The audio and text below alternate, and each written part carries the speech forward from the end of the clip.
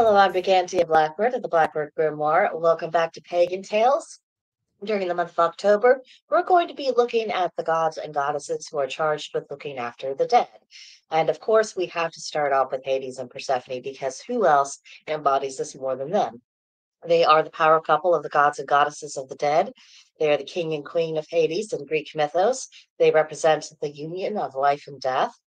They are arguably the most stable marriage within the Greek pantheon.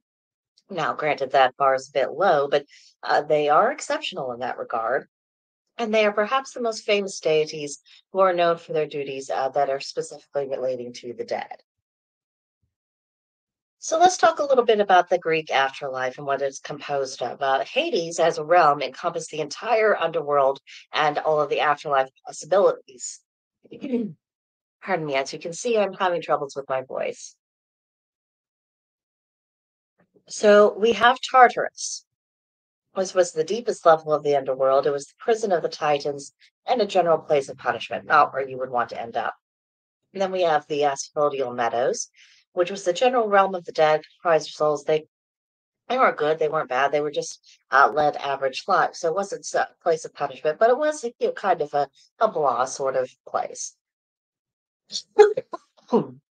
Excuse me. And then we have the Elysium Fields, which was a place for the heroic and the virtuous. It was described as paradise-like, and it was supposed to represent an eternity of pleasure. Other notable aspects of the Hades was the river Styx, the river of hatred, the river Lith, the river of forgetfulness, which is where souls would drink from in order to forget their lives and kind of detach them from the life that they had as mortal to their existence now in Hades. And then you had the river Phlegethon, river of fire, river of Cocytus, river of wailing, river Acheron, river of pain, and then of course we had Charon the ferryman who took the debt who could pay across the river upon their entry to the underworld. And some notable underworld residents, of course, Hades and Persephone, at least Persephone for some parts of the year. Then we have the kings Minos, Acus, and Rhadamanthys, and they judged the dead. You had Hecate, goddess of the crossroads of magic. She made her home there. Erebus, god of darkness. Nyx, goddess of the night. Thanatos, the god of death, which is distinct from being the god of the dead. Thanatos was more so the bringer of the moment of death, whereas Hades was simply the one who ruled over the dead.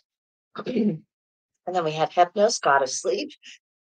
The Furies also reside in Hades. Then we have Charon the ferryman, of course, and Cerberus, which translates to Spot, who is the three-headed dog of Hades. Very imaginative name, that. And then, of course, deceased humans.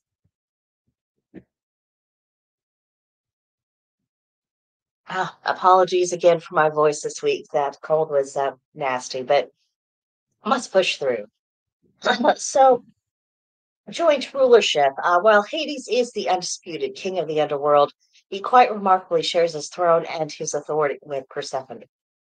So, Queen of the Underworld is not a mere title.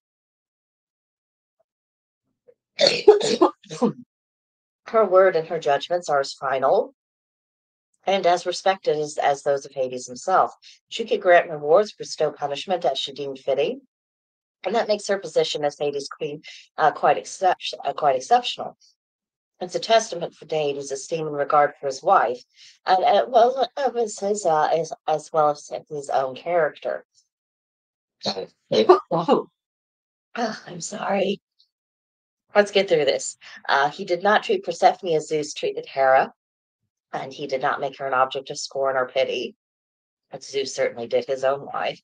The marriage between Hades and Persephone and their regal responsibilities was truly a partnership.